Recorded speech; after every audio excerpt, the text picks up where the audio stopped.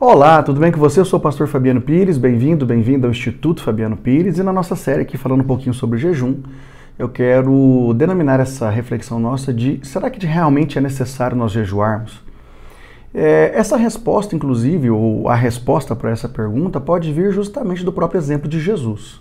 Bem, se nós temos a premissa básica de que Jesus é o nosso maior exemplo, nós temos que ler a sua história nos evangelhos, para que nós possamos entender quais foram os passos que ele deu na vida, para que nós possamos dar também os mesmos passos. E Jesus é o maior exemplo de uma pessoa que se sacrificou em prol de uma causa maior.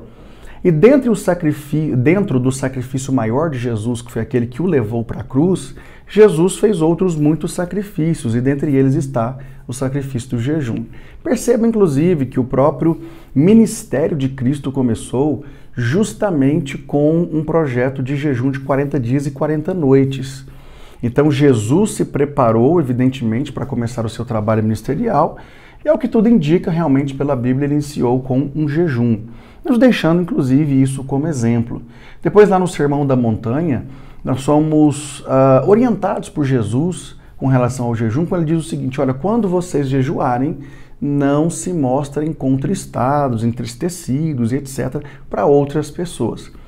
Jesus não está dando uma ordem para o jejum, porque para ele o jejum já fazia parte do contexto de vida de todo cristão professo. E é isso que nós temos que pensar e é isso que temos que entender e crer. O jejum faz parte da vida de qualquer cristão. Então, na verdade, é necessário sim que nós venhamos a fazer jejuns. Ora, repito, se Jesus é o nosso maior exemplo, vamos pensar em algumas coisas. Jesus orou.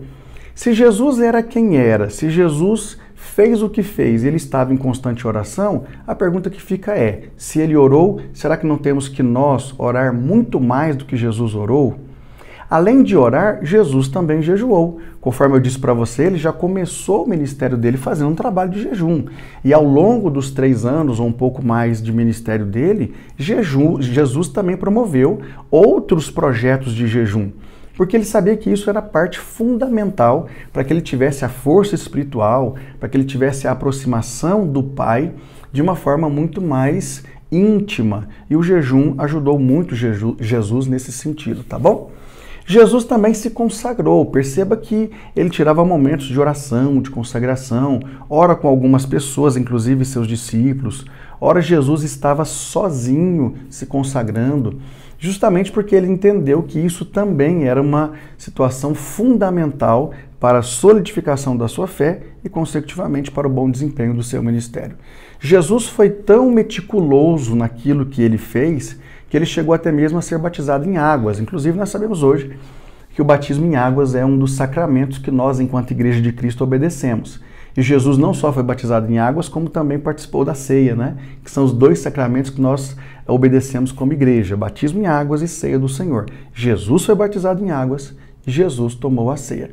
Então você percebe que Jesus fez tudo aquilo que faz parte do que nós consideramos fundamental para aquilo que é o todo da nossa fé, é o todo da nossa expressão enquanto cristãos. E aí fica aquela pergunta que eu fiz no começo: se Jesus fez tudo isso, será que nós não deveríamos fazer com muito mais intensidade? Se ele orou, teríamos que orar com mais intensidade. Se ele jejuou, deveríamos jejuar com mais intensidade.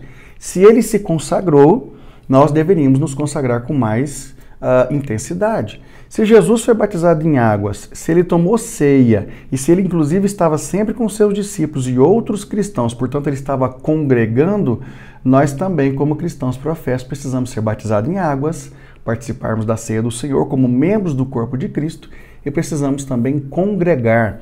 Todos nós fazemos parte de uma família que denominamos como família de Deus ou família cristã.